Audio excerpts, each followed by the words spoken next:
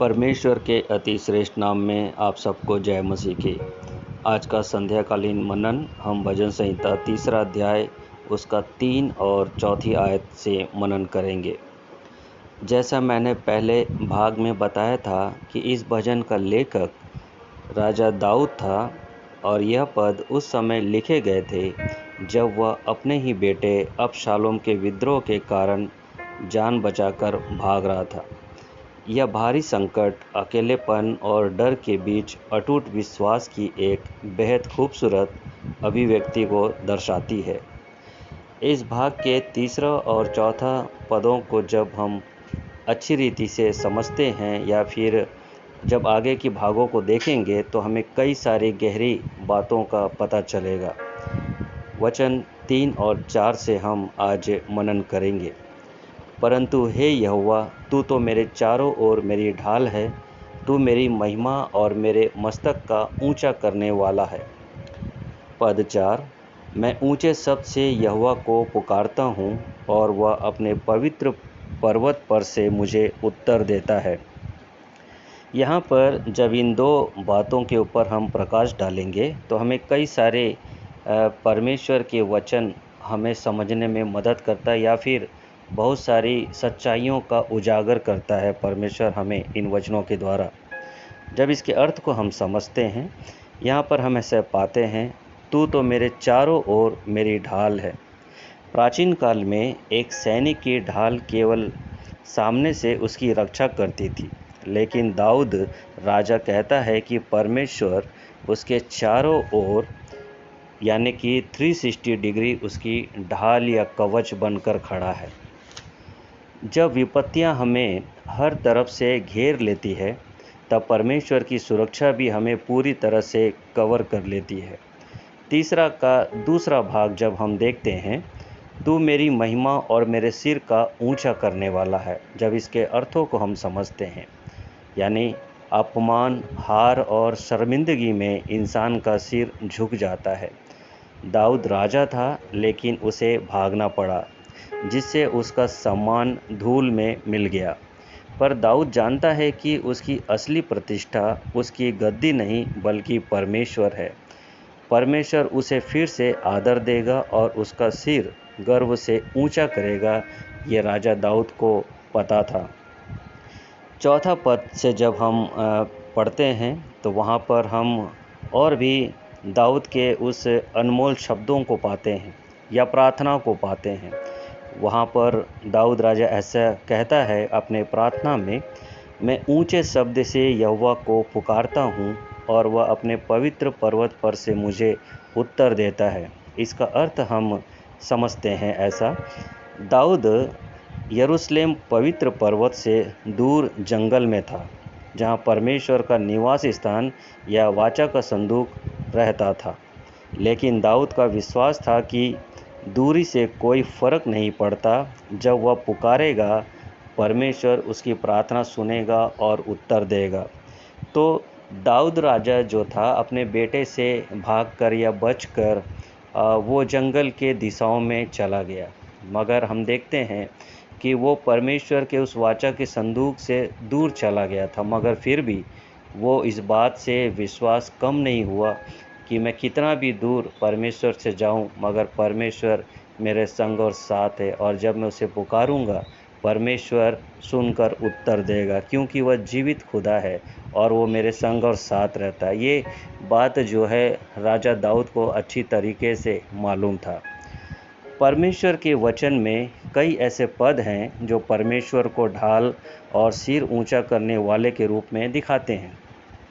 जब हम उत्पत्ति की किताब 15 अध्याय उसका पहला पद पढ़ते हैं, जहाँ परमेश्वर ने इब्राहिम से कहा, हे अब्राम मत डर, तेरी ढाल और तेरा अत्यंत बड़ा प्रतिफल मैं हूँ। यहाँ पर अब्राहम को परमेश्वर हिम्मत दे रहा है और वो इस बात से कह रहा है कि मत डर, तुझे डरने की आवश्यकता नहीं, क्योंकि तेरी ढाल और तेरा अत्यंत बड़ा प्रतिफल मैं हूँ।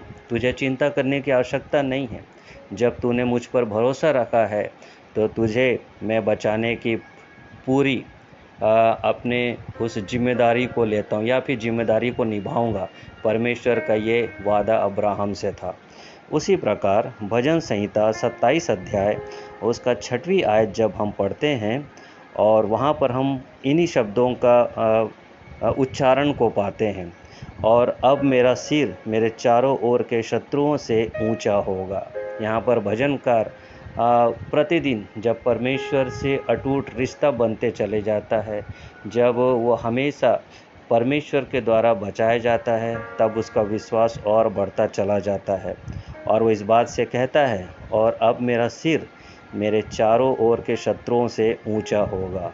वो बिना भय के साथ, बिना डर के साथ अब परमेश्वर से इस बात को कहता है कि मेरा सिर गर्व से ऊंचा होगा।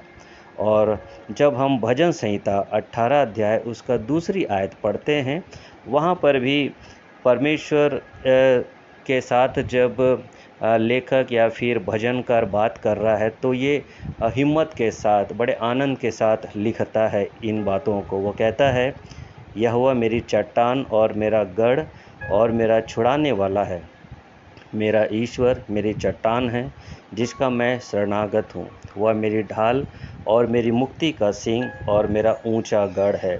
तो यहाँ पर भजनकार इस हिम्मत और साहस के साथ कहता है कि यहोवा मेरी चट्टान है, वह मजबूत है, मेरे साथ रहता है, और मेरा गढ़ है और मेरा छुड़ाने वाला, यानी कि हर मुसीबत से मुझे छुड़ाने वाला मेरा परमेश्वर मेरा साथ है, मुझे डरने की आवश्यकता नहीं है। और कहता है, मेरा ईश्वर मेरी चट्टान है जिसका मैं शरणागत हूँ। वह मेरी ढाल है और मेरी मुक्ति का सिंह और मेरा ऊंचा गढ़ है। ये बार बार इन शब्दों का प्रयोग करके जो भजनकार कह रहा है, वो अपने उस एक्सपीरियंस के द्वारा परमेश्वर की नज़दीकियों में जब वो आनंद मना रहा, खुशियाँ मना रहा, उसे हिम्मत की प्राप्ति होते चले जा रही है। तो जब हम ऐसे ही इस परिस्थिति और विश्वास का एक जीता जागता जब हम एक उदाहरण को देखते हैं, तो परमेश्वर का वचन हमें और भी बहुत सारी गहरी बातों को बताता है या फिर सिखाता है। जब हम समानता को देखें, या फिर दाऊद की तरह यूसुफ को भी अपनों से धोखा मिला, तो हम पुराने नियम में यूसुफ के जीवन से देखते हैं कि वो भी जैसे दाऊद को धोखा मिला, अपनों ने उसे मारना चाहा या फिर दुश्मनी के द्वारा उसे इल्ज़ाम लगाकर या फिर उसके नुकसान पहुंचाना चाह रहे थे। तो उसी प्रकार पुराने नियम में हम यूसुफ के जीवन से देखते हैं। यूसुफ को भी अपनों से या फिर अपने परिवार से धोखा मिला, उसे गड्ढे में फेंका गया और फिर झूठे आरोप में जेल में डाल दिया गया। तो ये शर्मिंदगी का एक समय था यूसुफ के जीवन में। क्यों शर्मिंदगी था? क्योंकि वो कुछ न करते हुए भी उस पर इल्ज़ाम लगाया गया और उस पर बहुत सारे झूठे आरोप लगाए गए। उसके दुश्मन बेवजह बढ़ते चले गए, तो वहाँ पर उसको एक शर्मिंदगी का अनुभव हो रहा था। और ये जाहिर सी बात है कि किसी भी व्यक्ति जो गलत नहीं किया रहता अपने जीवन में, जब उस पर इल्ज़ाम लगते हैं, झूठे आरोप लगते हैं, तो उसकी क्या दशा होगी। तो ऐसी परिस्थिति में राजा दाऊद था, ऐसी परिस्थिति में यूसुफ भी उस समस्या से गुजर रहा था। जब हम इनके संबंध को देखते हैं, या फिर यूसुफ जब जेल में यूसुफ का सिर पूरी तरह झुक चुका था, जब हम देखते हैं जेल में जब उसे डाल दिया गया था, तो वहाँ पर भी वो शर्मिंदगी से झुक चुका था या फिर टूट रहा था। मगर जब हम देखते हैं परमेश्वर उसकी ढाल बना रहा, क्योंकि यूसुफ के संग परमेश्वर था, और सही समय आने पर परमेश्वर ने यूसुफ को मिस्र का प्रधानमंत्री बनाकर उसका सिर ऊंचा किया और उसे महिमा दी। इस प्रकार जो है परमेश्वर अपने लोगों को कभी निराश नहीं करता। ये है परमेश्वर अपने लोगों का सिर ऊंचा करने के विषय में। और हम जब देखते हैं हमारे जीवन में 4 मुख्य बातें इस भजन संहिता 3रा अध्याय उसका 3 और 4 पदों से हमको बहुत ही गहरी बातों को सीखने का अवसर मिलता है। पहली बात, जब लोग आपके खिलाफ हों तब भी परमेश्वर आपके साथ है। राजा दाऊद के खिलाफ हजारों लोग थे, और यहाँ तक कि उसका अपना बेटा भी उसके खिलाफ था। जब दुनिया आपके खिलाफ खड़ी हो जाए या पीठ फेर ले, तो याद रखें कि परमेश्वर आपकी ढाल बनकर आपके चारों ओर या चारों तरफ खड़ा है। दूसरी बात हम देखते हैं, परिस्थितियों को अपना सम्मान तय न करने दें। नौकरी चले जाना, परीक्षा में असफल होना या लोगों द्वारा अपमानित होना आपका अंत नहीं है। आपकी पहचान और आपका गौरव इस बात से तय होता है कि आप परमेश्वर के बच्चे हैं। वह आपका सिर उठाने की ताकत रखता है। तीसरी बात हम देखते हैं, संकट में शिकायत कभी ना करें बल्कि प्रार्थना करें। दाऊद रोने या घबराने के बजाय ऊंचे शब्द से यहोवा को पुकारता है। संकट के समय हमारा पहला कदम घुटने टेककर प्रार्थना करना होना चाहिए। चौथी बात हम देखते हैं, इसका स्थान परमेश्वर की उपस्थिति को नहीं रोकता। दाऊद मंदिर से दूर जंगल में जरूर था, फिर भी उसकी प्रार्थना सुनी गई। आप चाहे किसी भी स्थिति या जगह पर अकेले क्यों ना हो, परमेश्वर आपकी पुकार सुनने के लिए हमेशा हमेशा तैयार है, क्योंकि वह जीवित खुदा है। तो आइए हम उस जीवित खुदा को महिमा दें, क्योंकि वही हमें बचाने वाला है, वही हमारा रक्षक है। परमेश्वर आप सबको आशीष दे। परमेश्वर के नाम की महिमा हो। आप सबको जय मसीह।